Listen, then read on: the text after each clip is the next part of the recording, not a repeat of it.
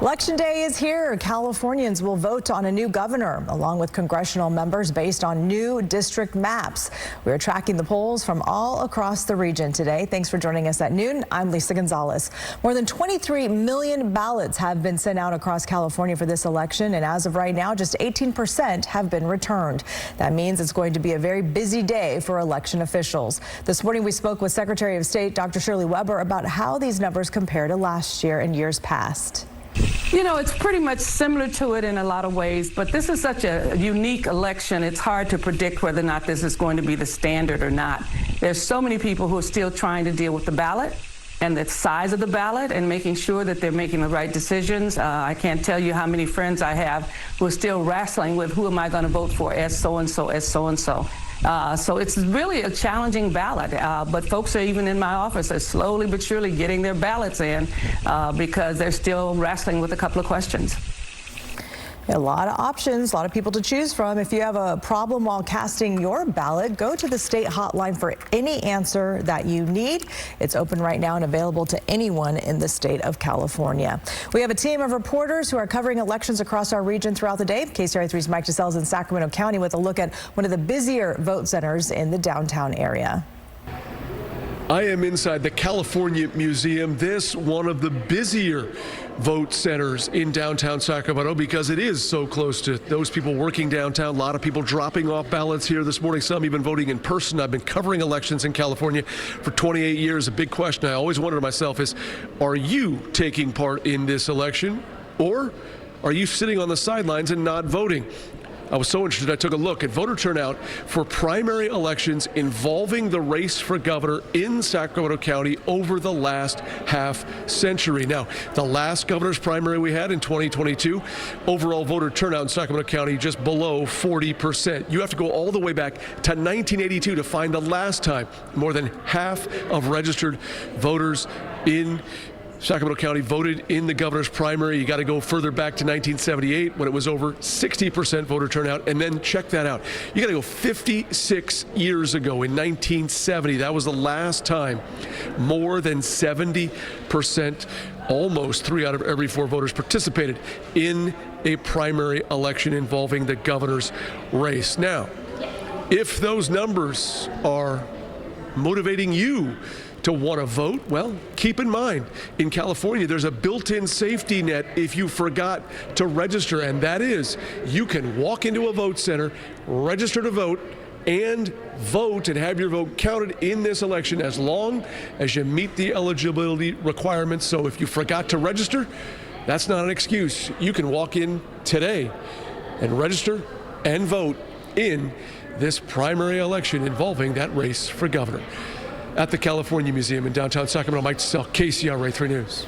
Election officials also stress that if you are voting in person, you need to be at a vote center and in line before 8 p.m. If you are in line before 8 p.m., election officials say your vote will count even if you have to wait until after 8 p.m. to actually physically cast your ballot. According to Political Data Inc., nearly 300,000 ballots were mailed out across Placer County, and the number of ballots cast is nearly 30%. It's one of the higher rates we've seen today. We spoke with the Placer County Registrar of Voters with why they want people to drop off their ballots in person. Well, we would really discourage putting your ballot in the mail today. The post office has warned voters that if you're 50 or more miles away from one of their processing plants, that you're not going to get an election day postmark on that envelope. So that means that that ballot will not be counted if it's not marked with a postmark. We would encourage everybody to bring your ballot into a post office or into, even better, a vote center or a polling place and drop it off with those individuals rather than chancing it in the mail if you have that option. One of the big questions today is who will emerge from a crowded field for governor in advance to the general election. The most recent polls have shown a growing break between the top candidates and the rest of the pack, but with so many people undecided and yet to vote, the race is still heated. Here are the candidates. Javier Becerra is leading the polls right now with Republican Steve Hilton close behind, but Tom Steyer, Chad Bianco, Matt Mahan, Katie Porter, Tony Thurman, and Antonio Villaraigosa are all hoping for some late surges today.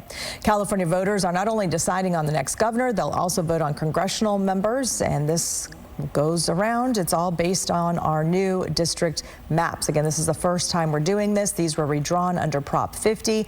Districts 1, 3, 22, 41, and 48 were redrawn. Several state, Senate, and Assembly seats are also up for grabs today. So a pretty important election today.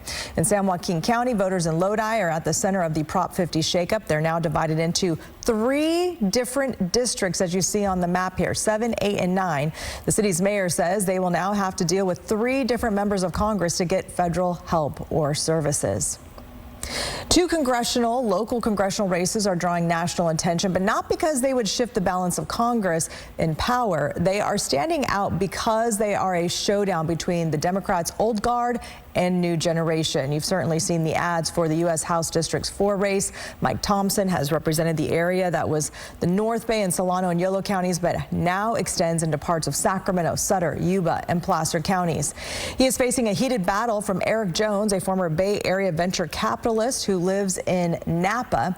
He has spent more than $5 million of his own money on a race that has been very aggressive. And while they battle each other, Republicans' Raymond Real leads a group of 5 Republicans in the field, hoping to slip into the top 2.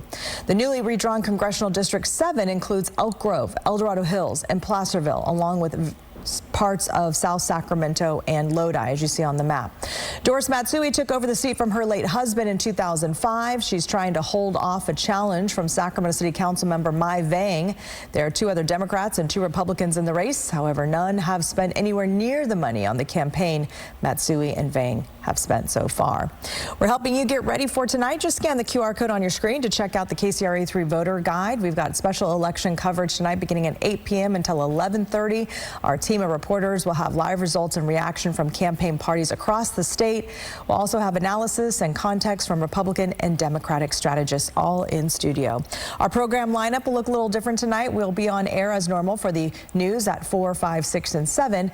And then our primary election coverage starts at 8 p.m. when the polls close. That means America's Got Talent and Password will not air here on Channel 3. You can watch them on MeTV starting at 8 o'clock tonight.